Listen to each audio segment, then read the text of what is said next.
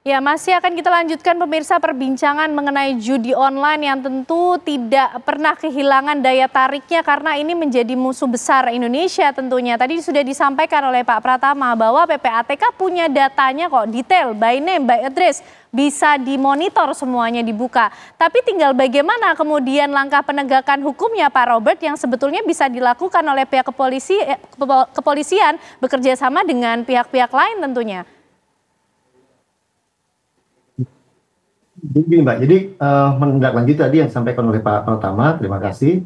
Eh, pada prinsipnya kalau kita bicara tentang tanggung jawab, ini merupakan tanggung jawab kita bersama. Ya. Artinya tidak merupakan satu tanggung jawab satu pihak saja. Hari ini, tadi pagi, kami juga mengikuti kegiatan di PPATK bersama Bapak Kepala PPATK, Pak Kapolri, Ibu Komdigi, Ibu Menteri Komdigi, kemudian juga teman-teman dari OJK, BI.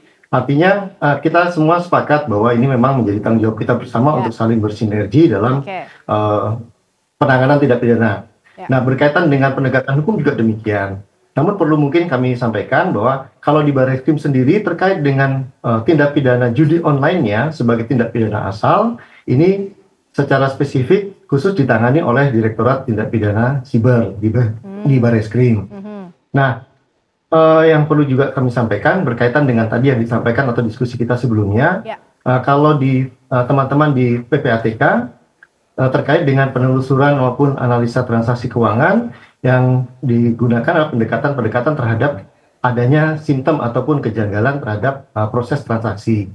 Nah, sedangkan kami di proses penegakan hukum, pendekatan yang kami gunakan adalah pendekatan untuk proses pembuktian, dalam artian bagaimana kami bisa mengkonstruksikan indikasi tindak pidana yang terjadi untuk kemudian dapat ditindaklanjuti dalam proses penegakan hukum berikutnya. Mungkin itu pertama yang bisa saya sampaikan, Mbak. Oke, nah progresnya dari pertemuan atau sinergi dari begitu banyak lembaga atau pihak-pihak ini seperti apa Pak Robert? Karena ujung-ujungnya kan penegakan hukum yang bisa dilakukan oleh pihak kepolisian adalah menangkap tadi para tersangka. Oke, kita apresiasi yang sudah kemarin dilakukan oleh Barreskrim Polri. Tapi sepertinya masih begitu banyak di luaran sana yang perlu juga untuk ditangkap untuk sama-sama kita menghentikan judi online ini Pak Robert. Setuju. Jadi prosesnya memang artinya kan ini kan bukan proses yang seketika, prosesnya artinya progresnya tetap kita kerjakan dalam artian kita juga tidak pernah berhenti untuk melakukan upaya-upaya hukum baik berupa penindakan di tindak pidana asalnya maupun dari tindak pidana pencucian uangnya. Menurut kami ini yang kami terus upayakan maksimal, kami tingkatkan terus bagaimana upaya kami penegakan hukum itu tidak hanya dari sisi penanganan tindak pidana asalnya, namun juga penanganan dari indikasi tindak pidana pencucian uangnya. Jadi semuanya kasarnya kita keroyok sama-sama ini, Mbak. Ya. Oke, baik.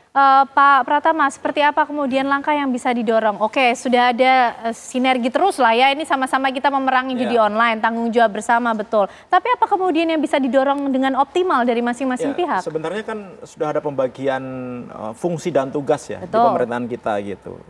Antara Komdigi, kemudian Polri, PPATK, dan pihak terkait lainnya, termasuk juga Badan Siber dan Sandi Negara.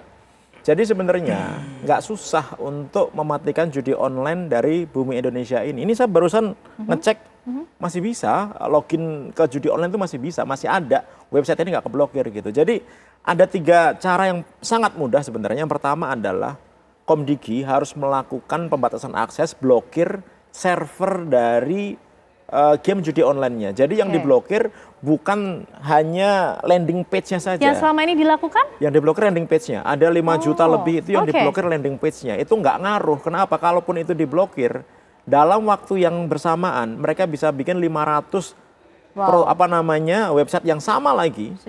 Secepat itu, sekali klik gitu, langsung jadi gitu. Jadi nggak akan efektif.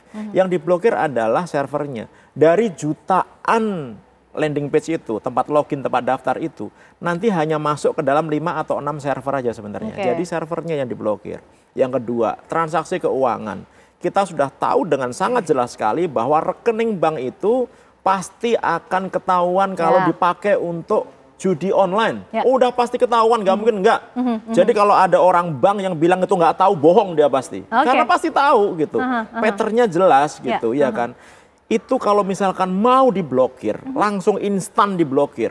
Ini nggak akan jalan ini. Siapa yang bisa melakukan itu? Ya bank, PPATK yang bisa gitu. Tapi masalahnya kita punya undang-undang perbankan gitu, ya kan. Artinya apa?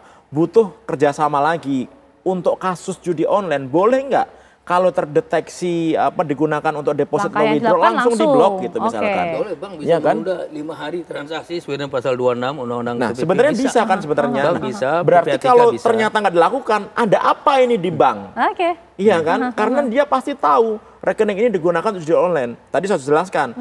Yang transfer kecil-kecil, jumlahnya banyak, berlangsung selama 24 jam. Itu gampang sekali dideteksi gitu. Kalau ngeblokirnya 3 hari kemudian, udah telat duitnya, udah kemana, udah transfer tempat lain. Yang ketiga adalah yang tadi itu, temuan dari PPATK. Yang saya bilang, by name by address, uang itu larinya kemana, ke perusahaan mana, itu segera ditangkep-tangkepin, diambilin gitu. Nanti kalaupun misalkan ternyata salah gitu, ya udah minta maaf aja gitu, ya kan. Tapi kan masa iya PPATK mau ngasih data bodong, kan nggak mungkin gitu. Semua pasti bisa dipertanggungjawabkan. PPATK itu semua itu. PPATK itu udah melakukan analisis gitu. Jadi fieldnya itu ya mungkin ada, tapi nggak akan banyak gitu. Nah itu yang harus ditegakkan. Sehingga kalau tiga-tiganya ini bisa dilakukan, berhenti judi online. Nah, satu lagi adalah pembayaran non-bank. Nah di sini OJK berperan gitu. Bagaimana bisa menertibkan payment gateway, layanan pembayaran itu termasuk kripto untuk memberikan laporan yang sebenar-benarnya gitu dan untuk memblokir ketika terjadi transaksi yang digunakan judi online. Prakteknya belum berlangsung berarti? Enggak, sampai sekarang masih bisa. Dan mereka sangat terang-terangan sekali. Di website itu bilang, boleh kalau transfer sekarang kalau diblokir banknya ini pakai nomor rekening ini. Kalau diblokir pakai voucher ini. Kalau diblokir pakai dompet digital ini. Ada, mereka ngasih tahu semuanya. Itu temuan dari Pak Pratama. Pak Yunus silakan mungkin menanggapi. Jadi begini, sebenarnya kalau menyangkut payment system itu full kewenangannya BI sebenarnya ya. Kalau perbankan benar sekali BI ya. Kalau payment system itu BI, bukan hanya banknya, non-bank juga. Jadi BI perlu banyak dilibatkan, lebih banyak aktif juga ya. Selain tadi udah bener lah Komdigi, saya setuju sekali. PPATK lebih aktif, penegak hukum, kemudian BI. Juga jangan lupa ada upaya pencegahan, edukasi kepada masyarakat tadi. Mereka keranjingan benar judi, emang bisa bikin kaya. Bandar itu kan mana ada bikin menang penjudi, kan nggak ada kan.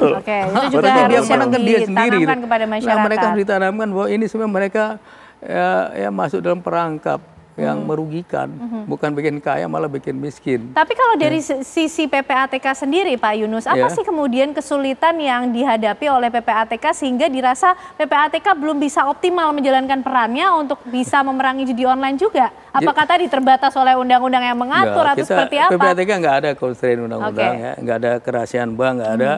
Cuman seperti saya sebutkan tadi, dalam satu kesebelasan, PPATK itu seperti gelandang, midfielder saja. Sebagai playmaker memberikan umpan kepada striker, penyerang penegak hukum. Jadi bola dengan striker, tergantung striker memasukkan apa. Itu tadi, jadi semua punya perannya masing-masing. Jadi gelandangnya udah bagus, strikernya pun harus bagus. Gitu. Masyarakat, civil society juga harus bagus, mengawasi semua itu. Tokoh-tokoh masyarakat mengedukasi publik, jangan ikut main judi online, kalau mau kaya usahalah, berkeringatlah, mana bisa kaya pakai judi. Pak Yunus yang disampaikan itu, literasi itu hanya bisa dilakukan untuk orang belum main. Kalau orang yang sudah main, mau dikasih tahu kayak apapun, nggak percaya dia. Gitu. Kita tahan dulu, tapi Bapak-Bapak ya, kita akan meramu bagaimana kemudian jurus paling jitu selain para penegak hukum, PPATK, BI, OJK, atau pihak-pihak lain lah ya, ikut bekerja terus memberantas judi online, tapi juga apa pula yang perlu dilakukan pemerintah Indonesia untuk lebih memaksimalkan upayanya memerangi judi online ini. Usai jeda pemirsa, kami kembali untuk Anda. Kalau udah keranjingan susah ya.